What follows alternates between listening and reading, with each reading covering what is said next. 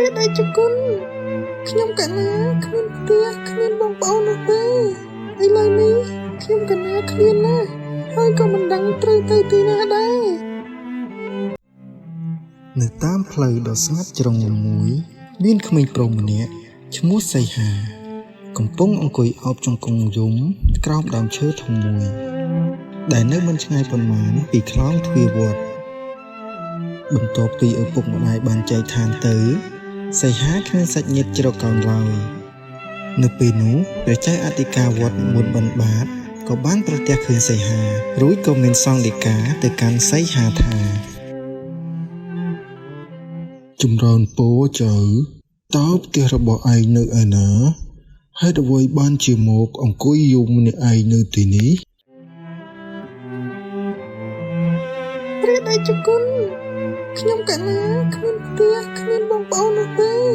ឥឡូវនេះខ្ញុំកណាឃ្លានណាស់ហើយក៏មិនដឹងត្រូវទៅទីណាដែរ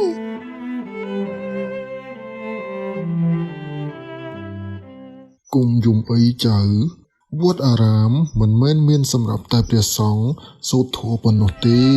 តែជាទីជម្រករបស់មនុស្សសត្វទាំងឡាយណាដែលជួបទុក្ខលំបាកទោះទៅនៅក្នុងវត្តជាមួយតាចាំតាឲ្យលោកអាចារ្យរៀបចំអាហារនិងកន្លែងស្នាក់នៅឲ្យពេលវេលាកន្លងផុតទៅជាច្រើនខែសីហាបានក្លាយជាក្មេងវត្តដ៏រហ័សរហួនក្រៅពីការងារបោសសម្អាតទីធ្លាវត្តនិងបម្រើព្រះសង្ឃគាត់ត្រូវបានព្រះគ្រូចៅអធិការបង្ហាត់បង្រៀនទាំងអក្សរសាស្ត្រនិងធម៌វិន័យដើម្បីឲ្យមានចំណេះដឹងជាប់នឹងខ្លួនសីហាឯងត្រូវខំរៀនណាចៅទោះបីយើងគ្មានទ្រព្យសម្បត្តិមហាសាលតែចំណេះដឹងនិងសិលធម៌ដែលគ្រូបានបង្រៀននឹងក្លាយជាអាវុធដែលមានតម្លៃសម្រាប់ជីវិតឯងទៅថ្ងៃមុខបាទលោកតាចៅចងចាំជានិច្ចបើគ្មានវត្តអារាម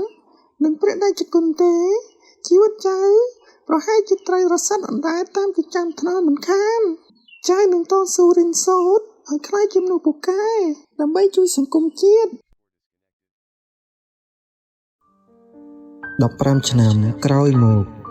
វត្តអារាមចាស់ដែលសីហាធ្លាប់រស់នៅមានសភាពអ៊ូអរខុសពីធម្មតាបុរសម្នាក់ស្លៀកពាក់សមរម្យមានមុខមាត់ស្រស់បោះបានចុះពីលើរថយន្តរួចដើរសម្ដៅទៅថ្វាយបង្គំព្រះគ្រូចៅអធិការបុរសម្នាក់នោះគឺសីហាដែលពេលនេះបានក្លាយទៅជាគ្រូបង្រៀនម្នាក់សូមក្រាបថ្វាយបង្គំព្រះតេជគុណកូនសីហាត្រឡប់មកវិញហើយបាទថ្ងៃនេះកូនបាននាំយកសម្ភារៈសិក្សា